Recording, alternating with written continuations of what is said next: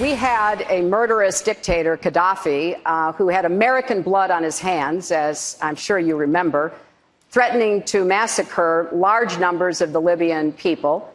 Our response, which I think was smart power at its best, is that the United States will not lead this. We will provide essential, unique capabilities that we have, but the Europeans and the Arabs had to be first over the line. We did not put one single American soldier on the ground in Libya.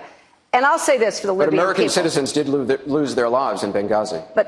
I'll get to that. But I think it's important, since I understand Senator Webb's very strong feelings about this, to explain where we were then and to point out that I think President Obama made the right decision at the time.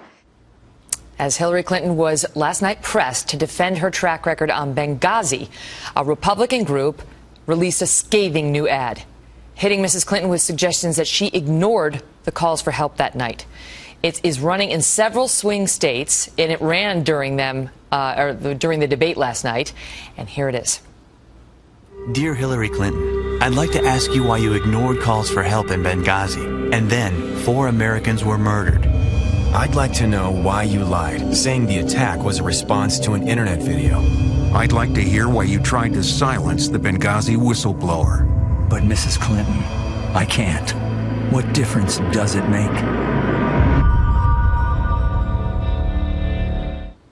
Ambassador Stevens' grave at the end there.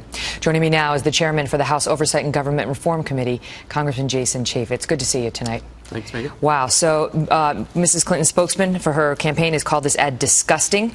And the Democrats on the Benghazi committee came out and called on Chairman Gowdy to pull the ad, to use his authority to pull it immediately, and saying those images of his grave are being used without permission. Is he? Do they have a point? You don't suppress the First Amendment. We have a First Amendment right to speak and offer political speech. So no, it's those questions. I think America has those questions.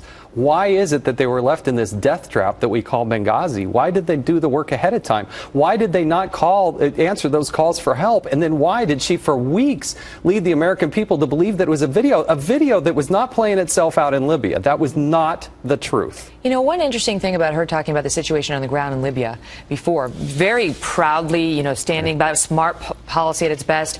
That's one of the issues that Congress is investigating. Why were we so not present? Why were we so relaxed? Why didn't we protect the embassy better, understanding the threat? Were we trying to make it look like there was no problem when, in fact, we knew based on the intel that there was?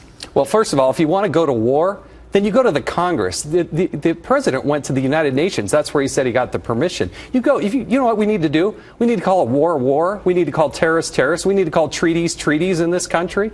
But she should have come to the Congress and made that case, because she didn't go to the American people. And they did. I actually went to Tripoli literally days after the attack. I was the first member of Congress there. Not the smartest thing I ever did. But it was so insecure. They wouldn't let me spend the night there. But they let the ambassador spend the night there. But she declares it over. I mean, she is using that Kevin McCarthy comment, suggesting that this committee is political, or that it succeeded in bringing her poll numbers down, as the end of the matter.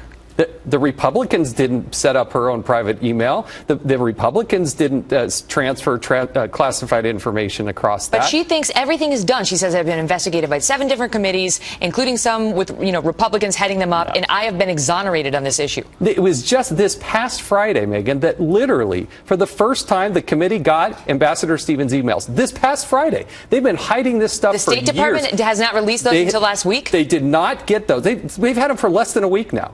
I mean, that's how bad it is. Until the State Department, the Department of Defense, and the White House can certify to the American people that they have given all the documents, not a percentage, not a certain number, all of the documents to the committee, why should the committee stop? But here's my question for you. This Benghazi happened before the 2012 re-election of Barack Obama. It was out there, and it was out there big. Yeah. Didn't bring him down, didn't stop him from getting re-elected. Why would it stop her? Well, it's all about truth and candor, and what would she do as a president and commander-in-chief? But the question before Congress is not about the election. The question is, how did we create this situation? How did they get into this position where 4 Americans were killed? As a nation, we are self-critical. That's what we do, and we need to find the truth. Yep, and we'll watch her testify later on this month, and hopefully the members of Congress will actually ask questions this time instead of grandstanding like we saw the last time. He's not on the committee, so I won't hold you responsible. Great to see you. Thank you.